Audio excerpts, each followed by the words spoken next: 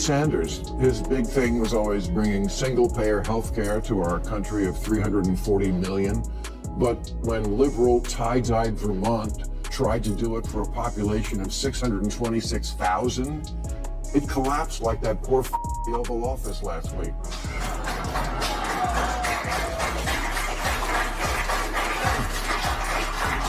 Bernie, AOC, Mandani are not Democrats. They'll be the first to tell you that. They're democratic socialists, and that's a very different thing, and I don't think people know that. Bill Maher is back in full force. He's not pulling his punches, and this time his focus is locked on the far-left core of the Democratic Party.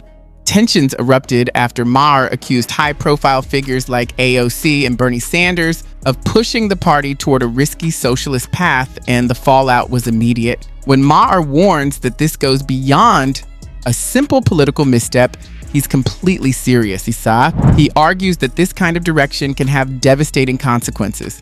He points to a clear example, a country once among the wealthiest in Latin America that slid into poverty after embracing the very ideas now being promoted.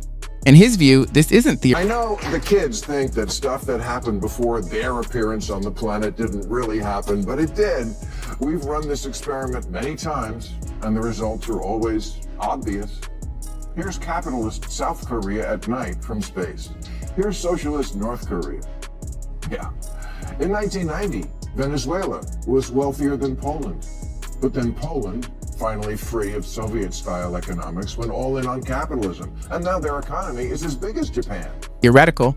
It's a lesson already written in real-world outcomes. Maher doesn't soften his message. He argues that socialist failures are well documented across history, pointing to examples both at home and abroad. At its core, his passionate warning suggests that embracing these divisive ideas could cause lasting damage to the party itself. If Maher's bold takes spark your interest and you want to keep up with more sharp commentary, be sure to subscribe. Your support helps the channel continue and ensures you don't miss what's next. Stepping back, and people there have high wages, low inflation, cars, vacations, homes. Meanwhile, Venezuela traded capitalism for Hugo Chavez's socialism for the 21st century, which turned out to be like socialism in the last century, or any century, a mess.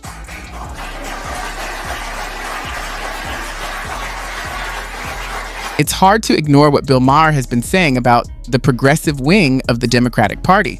Socialism can sound appealing on paper, especially when it's wrapped in promises of fairness and equality.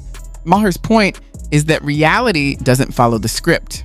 The outcomes, he argues, often look very different once theory meets practice. That concern comes into focus with Maher's attention on Zoran Mani, a name many people hadn't heard until his announcement that he would run for mayor of New York. Democratic socialists are celebrating the result as a major win.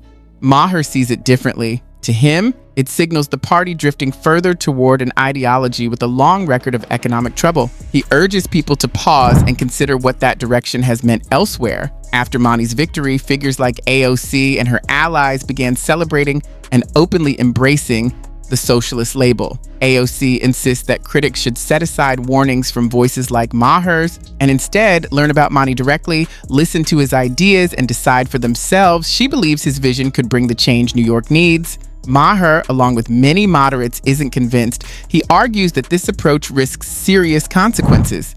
In his view, backing socialist candidates ahead of the 2028 elections could end up hurting the party rather than helping it. His reasoning is straightforward. The past results of socialist policies are difficult to dismiss. Venezuela stands as a clear example of what can happen when these ideas move from slogans to governing reality. It turned one of Latin America's richest countries into one of its poorest. Low wages, high inflation, shortages, outages, 8 million people fleeing. If you think New York can somehow reinvent this wheel, you're in for a rude awakening.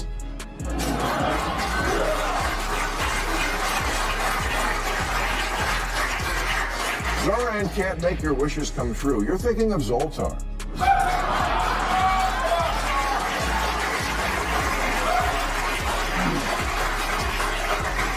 Democratic social. After Hugo Chavez embraced socialism, Venezuela, once one of the wealthiest countries in Latin America, slid into a devastating economic collapse.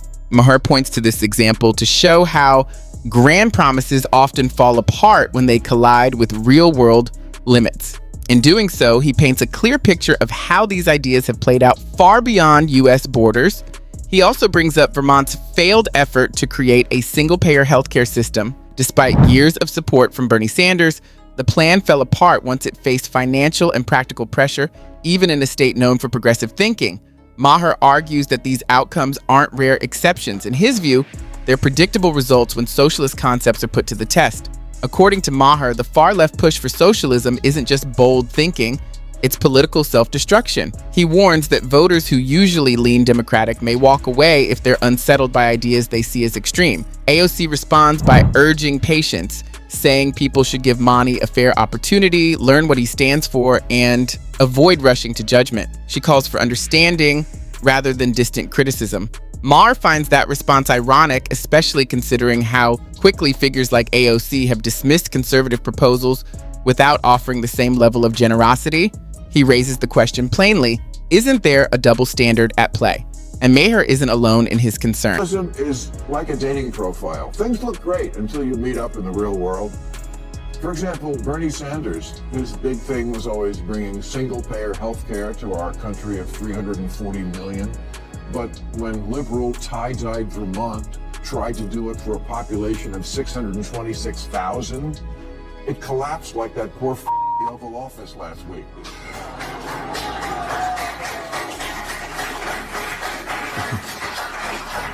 Bernie, AOC, Mandani are not Democrats. They'll be the first to tell you that. They're democratic socialists, and that's a very different thing, and I don't think people... Several moderates within the party share it. Representative Abigail Spanberger of Virginia, for instance, has warned that the Democratic Party risks falling apart if it doesn't move back toward the center. She has urged party leaders to stop using the words socialist and socialism altogether. Her warnings weren't just about messaging strategy, they were about survival, keeping the party strong, competitive, and relevant. Maher echoes that concern, cautioning that if the Democratic National Committee continues shifting left, voters in 2028 may lose confidence altogether. And make no mistake, this isn't just speculation. In 2024, Democrats won several races in traditionally Republican states by reaching out to centrist voters, not by pushing sweeping ideological changes. Those victories offered a clear lesson. Even so, the far left wing of the party continues pressing forward with bold experiments that ignore what actually worked. Maher warns that this approach is setting the party up for failure. He argues they're drifting toward an election loss without even realizing it. Pointing again to Venezuela and Vermont, he uses both as powerful reminders of how socialist ideas often collapse once they face real-world pressures. The vision promoted by the far left, he says, doesn't match the realities of winning elections. From Maher's perspective, the choice couldn't be clearer. He believes that chasing socialism won't strengthen the Democratic Party, it could weaken it. Voices like Maher's and Abigail Spanberger's are sounding alarms about what happens when a party moves too far from the center in a complex political landscape. They push back on the claim that skepticism toward socialism means rejecting practical solutions. Maher frequently points out that capitalism has played a major role in building countless careers, including those of outspoken critics like AOC and Bernie Sanders. The irony is hard to miss. These are figures whose wealth, influence, and platforms grew within a system they now argue is broken. Maher sees their embrace of socialism as a strange contradiction.